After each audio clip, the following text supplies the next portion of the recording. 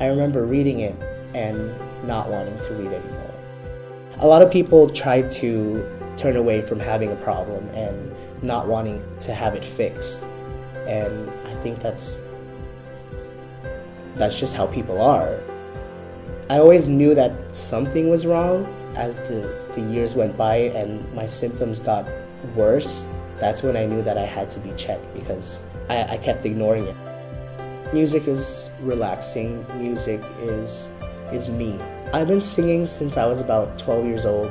Being a singer opened up a lot of opportunities to perform through acting, through dancing, and that's how I became a company member of PASACA, Philippine Performing Arts Company. Whenever I sing at church and I stand in the front, I noticed people were looking and noticing that I had a problem.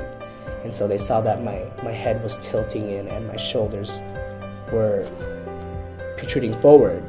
When people started noticing, that's when I knew that something had to be done. The condition I was diagnosed with is called cervical dystonia.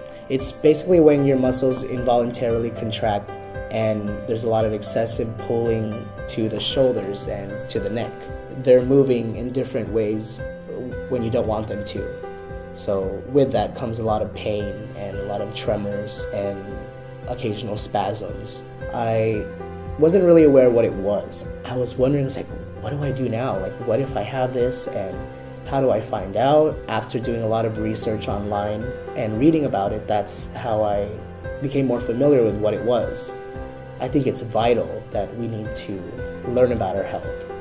I was no longer afraid of talking about it, and I ended up talking about it on one of the biggest things I've done in my life, which was American Idol. And when you go through an audition process and you go through people judging you, of course they're going to notice that something might be wrong with you. I took it upon myself, okay, I'm going to tell you about it. Doing the TV show was actually good in many aspects.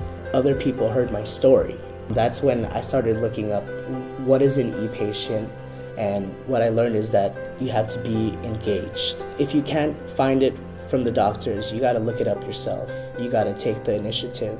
I'm on Facebook, I'm on Twitter, I'm on Tumblr, but I never thought of using it to better my health. I was able to find the Cervical Dystonia Support Forum on Facebook. There are people on there that are exactly going through what you're going through.